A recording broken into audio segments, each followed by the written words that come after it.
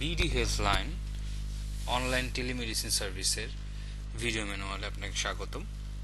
এ পর্বে আমরা দেখব যে কি করে এই সার্ভিসটিতে একজন মডারেটর তার অ্যাক্টিভিটিসগুলো করতে পারেন এবং তার অ্যাক্টিভিটিসগুলোর মাধ্যমে তিনি একজন ডক্টর এবং পেশেন্টের সাথে কিভাবে ডিল করতে পারেন। তো এই সলিউশনটিতে মডারেটরের একটি রোল রয়েছে। তো সেই রোলটি পালনের জন্য তাকে যে ইউজার নেম পাসওয়ার্ড দেওয়া হবে সেই ইউজার নেম পাসওয়ার্ড দিয়ে তাকে এখানে লগ ইন করতে হবে। তো ইউজার নেমের জন্য ইউজার নেম বা ইউজার নেম মোবাইল নাম্বার যেটি রয়েছে সেটি আমি এখানে একটি ইউজার মোবাইল নাম্বার দিয়ে দিচ্ছি। আপনাকে যে ইউজার মোবাইল নাম্বার দেওয়া হয়েছে সেটি দিয়ে আপনি লগ ইন করবেন। আমি এখানে পাসওয়ার্ডটি দিয়ে লগ ইন করলাম। লগ ইন করার পরে একটি ড্যাশবোর্ড আমরা দেখতে পাচ্ছি। তো ড্যাশবোর্ড ইনফরমেশনগুলো আমাদের যেটা হবে, একজন মডারেটর হিসেবে যে কাজগুলো মূলত আপনাকে করতে হবে সেই কাজগুলো আমরা একটু দেখব। তো প্রথমে যেটা দেখব সেটা হচ্ছে যে মডারেটর হিসেবে যে ডিফল্ট পাসওয়ার্ডটি দেওয়া হয়েছে সেই পাসওয়ার্ডটি চেঞ্জ করার প্রসেসটি। সিকিউরিটি কনসার্ন হিসেবে আপনি এই পাসওয়ার্ডটা যদি চেঞ্জ করতে যখন প্রয়োজন পড়বে, চেঞ্জ করার প্রয়োজন পড়বে, তখন এখান থেকে আপনি এই প্রোফাইল আইকনের ক্লিক করলে পরে একটি মেনু ওপেন হবে। সেই সাব মেনুতে গিয়ে চেঞ্জ পাসওয়ার্ড সাব মেনুতে যখন আপনি ক্লিক করবেন তখন ইউজার মোবাইল নাম্বারটা থাকবে এবং এন্টার নিউ পাসওয়ার্ড এবং কনফার্ম নিউ পাসওয়ার্ড দিলে পরেই আপডেট পাসওয়ার্ডে ক্লিক করলেই পাসওয়ার্ডটি চেঞ্জ হয়ে যাবে। তো রেগুলার যে অ্যাক্টিভিটিসের মধ্যে রয়েছে মডারেটরের প্রধান কাজগুলোর একটি রয়েছে কিছু বেসিক ইনফরমেশন সেট করা। একটা ইনফরমেশন হচ্ছে চেম্বার সেটআপ। তো চেম্বার সেটআপটা মূলত একটা যে ডাক্তারের সাথে আপনি কাজ করছেন সেখানে মাল্টিপল ডাক্তার হতে পারে বা একজন ডাক্তারও হতে পারে। তো সেই ডাক্তার যদি আপনার অ্যাসাইন হয়ে থাকে, সেই ডাক্তার আপনি যদি সংশ্লিষ্ট হয়ে থাকেন, সেই ডক্টরের চেম্বার সেটআপের কিছু সেটআপ আপনাকে এখান থেকে করতে হবে।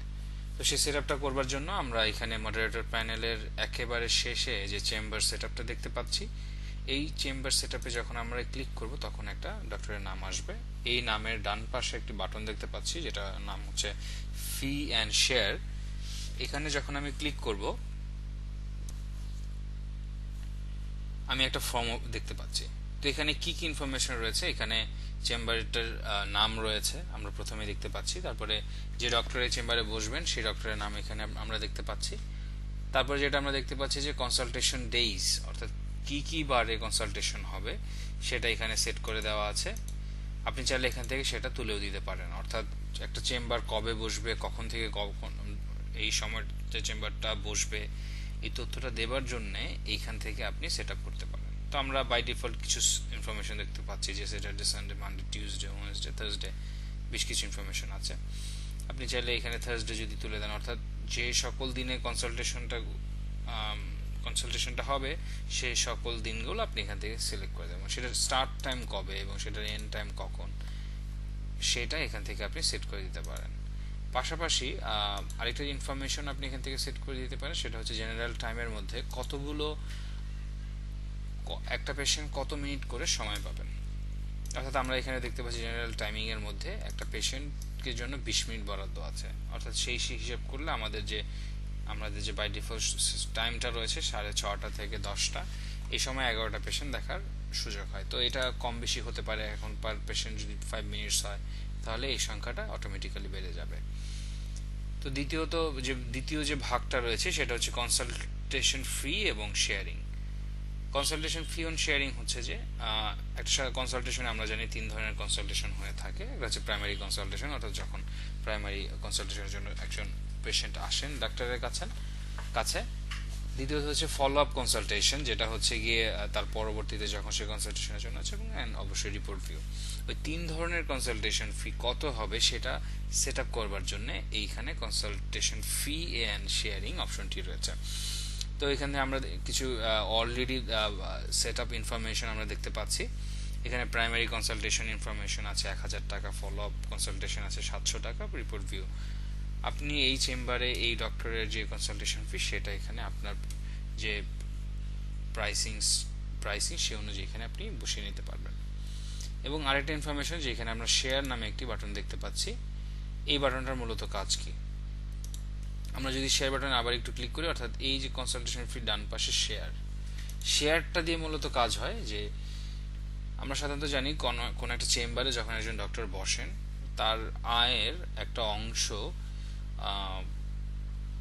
হসপিটাল অথবা চেম্বার বা ইনস্টিটিউটের যায়, কিংবা তার সাথে সংশ্লিষ্ট কোনো সার্ভিস প্রোভাইডিং কিংবা কোনো সার্ভিস প্রোভাইডার থাকলে সেটার একটা অংশ তাদের কাছে যায়, এবং ডক্টরের নিজের কাছে একটা অংশ থাকে। তো এছাড়াও আর যদি কোনো সংশ্লিষ্ট কোনো অংশীদার থাকে এই কনসালটেশন ফির সাথে, সেটাও অনেক সময় যদি থাকে সেটা এখান থেকে সেট করা যায়। তো আমরা এখানে দেখতে পাচ্ছি যে অংশীদারি হিসেবে ডক্টর এই শেয়ারের অংশীদার হিসেবে অর্থাৎ কনসালটেশন ফির অংশীদার হিসেবে ডক্টর, ইনস্টিটিউট এবং সার্ভিস প্রোভাইডার অর্থাৎ যে সার্ভিসটা প্রোভাইড করছে। আমরা যদি চিন্তা করি এই ডিজিটাল সার্ভিসটা যে টেলিমেডিসিন সার্ভিসটা যে প্রোভাইড করছে এটি লিমিটেড, তার কথা আমি যদি উদাহরণ হিসেবে ধরে নিই, 3টা এন্টিটি এখানে সংযুক্ত আছে। তো এই 3টা এন্টিটির সংযুক্তির মাধ্যমে কে কত পার্সেন্ট পাবে বা কে কত টাকা পাবে সেটা এখান থেকে সেট করা যায়। এখানে আপনি দেখতে পাচ্ছেন যে প্রাইমারি ফলো আপে 800 টাকা। প্রাইমারি ফলো আপ আমরা জানি যে প্রাইমারি ফলো ছিল 1000 টাকা, আমরা সেট করে এসেছি কিছুক্ষণ আগেই। সেটার 800 টাকা ডাক্তার নিজে পাবেন, সেটার ইনস্টিটিউট হিসেবে 100 টাকা পাবে, এবং সার্ভিস প্রোভাইডার এখানে 100 টাকা পাবে। এই ধরনের ভিন্ন ভিন্ন ক্রাইটেরিয়ার জন্য ভিন্ন ভিন্ন অংশীদার যারা রয়েছেন তাদের পেমেন্ট অপশন কত টাকা সেটা এখান থেকে আপনি চেঞ্জ করতে পারেন। চেঞ্জ করার জন্য এই এডিট বাটনে ক্লিক করলেই কিন্তু এই ভ্যালুটা এই এডিট অপশনে চলে গেল। আপনি এখানে গিয়ে অ্যামাউন্টটা ধরে নেই যে রিপোর্ট ভিউ বাবদ যখন শেয়ারিং পার্টনার যখন ডক্টর হবেন সে প্রাইমারি সেজন্য 800 টাকা পাবেন, ফলো আপের জন্য সে 500 টাকা, রিপোর্ট ভিউর ক্ষেত্রে সে হয়তো 300 টাকা পাবেন, বেশ ধরে নিচ্ছি। সেটা দিয়ে আমি অ্যাড, অথবা সার্ভিস প্রোভাইডার রিপোর্ট ভিউর জন্য কোনো টাকা পাবে না, ইনস্টিটিউট সেখানে বেশি টাকা পাবে। এই তথ্যগুলো আপনি চাইলে এডিট করতে পারবেন এবং সেটা ডিলিটও করতে পারবেন। সকল তথ্য দেওয়ার পরে আপনি এটা চাইলে এখানে সেভও করতে পারেন। তো এই সকল ইনফরমেশনগুলো দেওয়ার পরে আপনি যখন এটা সেভ করে দেবেন, তো কনসালটেশন ফির শেয়ারটা এইভাবে আপনি আইডেন্টিফাই করে দিতে পারেন। এরপরে যে ভাগটা আছে সেটা হচ্ছে অ্যাপয়েন্টমেন্ট কন্ডিশন। বেশ কিছু কন্ডিশন এখানে কাজ করবে, অর্থাৎ কনসালটেশন মিডিয়া, অর্থাৎ এই চেম্বারের কনসালটেশনের মিডিয়া কোনটি, সেটি অনলাইন কনসালটেশন হয় নাকি ডিরেক্ট কনসালটেশন হয়। এটা যদি অনলাইন কনসালটেশন হয়ে থাকে সেটা তাহলে আপনি এই অনলাইনে ক্লিক দিয়ে দেবেন, যেটা অলরেডি করা আছে। যদি ডিরেক্ট হতে তাহলে আপনি ডিরেক্টে ক্লিক করবেন। আমরা এটাকে অনলাইন কনসালটেশন মিডিয়া হিসেবেই ধরে নিচ্ছি। এটা কি কোনো অ্যাপ্রুভাল প্রয়োজন আছে এই অ্যাপয়েন্টমেন্ট নেওয়ার জন্য? কোনো অ্যাপ্রুভাল যদি থেকে থাকে তাহলে এই অ্যাপ্রুভাল অপশন ইয়েস থাকবে, আর যদি না, কোনো অ্যাপ্রুভাল হবে না, সরাসরি অ্যাপয়েন্টমেন্ট নিলে পরে ডক্টরের অ্যাপয়েন্টমেন্ট লিস্টে চলে আসবে সেটা, তাহলে সেটা যদি আপনি চান তাহলে নো বাটনে ক্লিক করতে হবে। তারপরে অ্যাপয়েন্টমেন্ট লিমিট, অর্থাৎ আমরা দেখতে পাবো যে একটা স্লটে ম্যাক্সিমাম কতগুলো অ্যাপয়েন্টমেন্ট আপনি নিতে চাচ্ছেন। অর্থাৎ এমন হতে পারে যে আপনি 10টা বা 15টার বেশি অ্যাপয়েন্টমেন্ট নিতে চাচ্ছেন না, বা এখানে আমরা 12 দিয়ে রেখেছি, সো 12-এর বেশি অ্যাপয়েন্টমেন্ট আপনি নিতে চাচ্ছেন না, সেটা আপনি এখান থেকে আইডেন্টিফাই করে দিতে পারবেন। এবং এমন অপশন যদি আসে যে আমরা কোনো লিমিট রাখছি না, রোগীর প্রেশার বেশি বা তাদের আর একটু বেশি করে সেবা দেওয়ার সুযোগ নিতে চাচ্ছি বা সেবা দিতে চাচ্ছি, সেক্ষেত্রে আপনি লিমিট ওভার রিকোয়েস্টটা যদি চেক দিয়ে দেন তাহলে এর মানে হচ্ছে যে কোনো অ্যাপয়েন্টমেন্টের জন্য কোনো লিমিট থাকবে না, যত পেশেন্টই হোক সেই পেশেন্ট অ্যাপয়েন্টমেন্টের জন্য রিকোয়েস্ট করতে পারবে। তারপরে প্রেফারেবল রিকোয়েস্ট টাইম, সেটা হচ্ছে যে আপনি কি পেশেন্টকে প্রেফারেবল রিকোয়েস্ট টাইমের অপশন দিচ্ছেন কিনা। অর্থাৎ এই অপশনটা চেক দিয়ে দিলে যখন একটা পেশেন্ট তার মোবাইল অ্যাপ্লিকেশনের মাধ্যমে, অর্থাৎ বিডি হেলথ অ্যান্ড মোবাইল অ্যাপ্লিকেশনের মাধ্যমে রিকোয়েস্ট পাঠাবেন, তখন তার প্রেফারেবল টাইমের অপশনটা থাকবে কিনা সেটা আপনি এখান থেকে আইডেন্টিফাই বা ডিফাইন করে দিচ্ছেন। এরপরে যেটা থাকবে সেটা হচ্ছে প্রেফারেবল টাইম রেঞ্জ। সেটার কাজ হচ্ছে যে কতটুক সময়ের মধ্যে এই অ্যাপয়েন্টমেন্টটা নিতে হবে, অর্থাৎ প্রেফারেবল টাইম রেঞ্জ হচ্ছে প্রেফারেবল টাইম রেঞ্জ কতটুকুর মধ্যে থাকবে, অর্থাৎ প্রেফার যে টাইম রেঞ্জ রয়েছে সেটার রেঞ্জটা কতটুকু হবে সেটা এখান থেকে আপনি সেট করে দিচ্ছেন। এরপরে রয়েছে পেমেন্ট মেথড। পেমেন্ট মেথডের মূলত কাজ হচ্ছে যে দুইটা অপশন আমরা এখানে দেখতে পাচ্ছি, একটা হচ্ছে বিফোর আর একটা হচ্ছে আফটার। তো বিফোর মানে হচ্ছে যে অবশ্যই কনসালটেশনের বিফোরে যদি পেমেন্ট হয়ে থাকে আপনি সেটা বিফোর সিলেক্ট করবেন। এক্ষেত্রে আমাদের যে ভ্যালিডেশন রয়েছে এই সার্ভিসটির পেমেন্ট ভ্যালিডেশন, সেটা কনসালটেশনের শুরুতেই আসবে। এবং আপনি যদি মনে করেন যে আপনার কনসালটেশন ফিটা আফটার হবে এই চেম্বারের ক্ষেত্রে, সেক্ষেত্রে আপনি আফটার দিয়ে দিবেন এখানে ক্লিক করে। সেক্ষেত্রে পেমেন্ট ভ্যালিডেশন বা পেমেন্ট প্রসেসিংটা কনসালটেশনের পরে তাকে দেখাবে, এবং পেমেন্ট ডিউ টাইম কতক্ষণের মধ্যে পেমেন্টটা ডিউ করতে হবে সেটা এখান থেকে সেট করে দিতে হবে।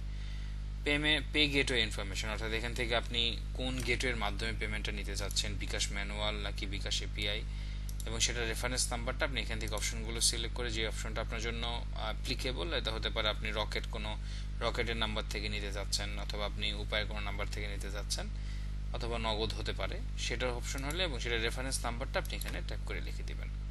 এরপরে পেমেন্ট রিলেটেড যদি কোনো ইনস্ট্রাকশন থেকে থাকে সেটা আপনি এখানে দিতে পারেন। যে ইনস্ট্রাকশনটা বিডি হেল্পলাইন অ্যাপ থেকে যখন একটা ইউজার পেমেন্ট অপশনে যাবেন তখন তার পেমেন্টের উপরে সেটা স্পষ্ট করে লেখা থাকবে যে পেমেন্টের জন্য কোনো নির্দিষ্ট ইনস্ট্রাকশন রয়েছে কিনা। এটা দেওয়ার পরে আপনি এখানে এটা আপডেট করে ফেলতে পারেন, অথবা আপডেট না করতে চাইলে, আপডেট করলে ইনফরমেশনটা সেভ হয়ে যাবে, এবং আপডেট না করতে চাইলে আপনি এটা ক্লোজ করে ফেলতে পারেন। এই হচ্ছে চেম্বার সেটআপ, একটা কম্প্রিহেন্সিভ সেটআপ যেটার মাধ্যমে একজন ডক্টর কি তার ফিজ এবং শেয়ারিংটা কেমন হবে, তার অ্যাপয়েন্টমেন্ট প্রসেসটা কেমন হবে, পেমেন্ট মেথডটা কি হবে, পেশেন্টের সাথে পেমেন্ট মেথডটা কি হবে, সকল কিছু আপনি এই একটা জায়গা থেকে সুন্দর মতন সেট করতে পারবেন। তো এই ছিল মডারেটর প্যানেলের যে ইনিশিয়াল সেটআপ। এখন আমরা দেখব মডারেটর প্যানেলের যে অ্যাক্টিভিটিস, দ্য মেইন অ্যাক্টিভিটি, সেটা হচ্ছে যে একটা অ্যাপয়েন্টমেন্ট অ্যাপ্রুভ করা। তো অ্যাপয়েন্টমেন্ট অ্যাপ্রুভ করার জন্য আমরা যেটা করব, মডারেটর প্যানেলের প্রথম যে মেনু আমরা দেখতে পাচ্ছি রিকোয়েস্ট লিস্ট, এই রিকোয়েস্ট লিস্টে আমরা যাব। রিকোয়েস্ট লিস্টে যদি আমরা যাই, আমরা এখানে কোনো রিকোয়েস্ট দেখতে পাচ্ছি না। তো রিকোয়েস্ট দেখতে পাচ্ছি না, তার কারণ হচ্ছে যে আমরা এখান থেকে কোনো রিকোয়েস্ট এখন আমাদের নতুন আসেনি। যখনই কোনো রিকোয়েস্ট আসবে তখন আমরা একটা রিকোয়েস্ট এখানে দেখতে পাবো। তো আমাদের ট্রেনিং এর সুবিধার্থে আমরা একটা রিকোয়েস্ট দিয়ে নিব, সেক্ষেত্রে আমরা কিছুক্ষণ পরে আবার দেখবো সে একটা রিকোয়েস্ট চলে এসছে। আমরা একটি রিকোয়েস্ট পেশেন্টের আইডি থেকে পাঠিয়েছি, এখন আমরা কিন্তু একটি রিকোয়েস্ট এই পেজে দেখতে পাচ্ছি। তো এই রিকোয়েস্ট যেটা এসছে অ্যাপয়েন্টমেন্টের জন্য সেটা আমরা দেখতে পাচ্ছি। আমরা চাইলে ডক্টর ধরে কনসালটেশন ডেট, আমাদের যখন অনেক ডেটা হবে তখন আমরা যখন কনসালটেশন ডেট ধরে কিন্তু অ্যাপয়েন্টমেন্ট চেক করতে পারবো। যেমন আমরা 15 তারিখ দিলে কিন্তু এখানে কোনো অ্যাপয়েন্টমেন্ট দেখাচ্ছে না, কিন্তু সেটা 14 তারিখ হলে 14 তারিখে যে অ্যাপয়েন্টমেন্ট লিস্ট সেটা এখানে দেখাচ্ছে। তো আমরা যাব, আমরা এখন দেখব হচ্ছে এই ফার্দার প্রসেসটা। আমাদের পরবর্তী যেটা করতে হবে, আমরা এই যে এডিট বাটনটা আমরা স্ক্রিনে দেখতে পাচ্ছি, এই বাটনে আমরা ক্লিক করব। সেটা থেকে আমরা দেখব অ্যাপয়েন্টমেন্ট টাইম, অর্থাৎ কখন এই পেশেন্টকে আমরা অ্যাপয়েন্টমেন্ট দিতে চাচ্ছি। আমরা অ্যাপয়েন্টমেন্ট দিতে চাওয়ার জন্য আমরা অনেকগুলো স্লট আমাদের সেট করে রাখা আছে। এই স্লটগুলো যে সেটআপটা যদি করে দেওয়া থাকে সেই সেটআপ অনুযায়ী আপনি এখানে স্লট দিতে পারবেন। তো এই স্লট আমি ধরে নিচ্ছি যে তাকে 7:30টার মধ্যে, তাকে আমি 7:30টার দিকে তার স্লট আমি ডিফাইন করে দিলাম, এবং দেওয়ার পরে আমি সেটা সাবমিট করে দিতে পারবো। অর্থাৎ অ্যাপয়েন্টমেন্ট কিন্তু অ্যাকসেপ্ট হয়ে গেল। এখন যদি আমি অ্যাপয়েন্টমেন্ট অ্যাকসেপ্ট করতে না চাই, তাহলে যেটা করতে হবে, আমরা যে একটু আগে যে ডিলিট বাটনটা দেখেছিলাম এই ডান পাশে, সেই ডিলিট বাটনটা থেকে আমরা অ্যাপয়েন্টমেন্টটা ডিলিট করে দিলেই কিন্তু অ্যাপয়েন্টমেন্টটা আর অ্যাপ্রুভড হবে না। সো এরপরে যেটা রয়েছে রিকোয়েস্ট লিস্টের পরে আমাদের যেটা হচ্ছে পেমেন্ট চেক লিস্ট, অর্থাৎ পেমেন্ট চেক মানে হচ্ছে যখন একটা পেশেন্ট পেমেন্ট করেছে কিনা সেটা চেক করার। সেটাতে যাওয়ার আগে পেমেন্ট যেটা ডিউ সেই লিস্টটা আমরা এখানে দেখতে পারবো যে এইটার আমি অ্যাপ্রুভাল করেছি, কিন্তু এর এখন পেমেন্ট ডিউ অবস্থায় আছে। মিনহোয়াইল আমি একটা পেশেন্ট যখন পেমেন্ট করবে তখন সেটা কিন্তু গিয়ে পেমেন্ট চেক লিস্টে দেখাবে। তো পেমেন্টের তরফ থেকে আমরা ধরে নিচ্ছি, পেশেন্টের তরফ থেকে ধরে নিচ্ছি পেমেন্টটা হয়ে গেছে। তো এরপর আমরা যেটা দেখবো সেটা হচ্ছে পেমেন্ট চেক লিস্টে যে দেখবো যে নতুন একটা ভ্যালু, যেটা একটু আগে আমরা দেখেছিলাম যে এখানে কোনো ভ্যালু ছিল না, তো এখন আমরা এখানে দেখতে পাচ্ছি একটা ভ্যালু, সেই ভ্যালুটা চলে এসছে, এবং সেখানে পেমেন্ট স্ট্যাটাস এবং পেমেন্টের রেফারেন্স নাম্বারটা সহ চলে আসছে, এবং সে যে নাম্বারে আপনাকে পেমেন্ট করা হবে, বিকাশ, নগদ যে অনলাইন প্রসেস আছে সেই প্রসেসের মধ্যে যখন পেমেন্ট করা হবে সেটা আপনি এখানে রেফারেন্স নাম্বারটা ধরে চেক করবেন। চেক করার পরে যদি আপনি এটা ওকে পান তাহলে আপনি সেটা অ্যাপ্রুভ করে দিলেন। অ্যাপ্রুভ করে দিলেই আপনার যে মডারেটর প্যানেল থেকে তাকে যে অ্যাপ্রুভাল দেওয়া দরকার সে অ্যাপ্রুভালটা তার হয়ে গেল, এবং সেটা কিন্তু সে এই নামটা কিন্তু এখন ডক্টরের প্যানেল থেকে অ্যাপয়েন্টমেন্ট লিস্টে কিন্তু চলে গেল।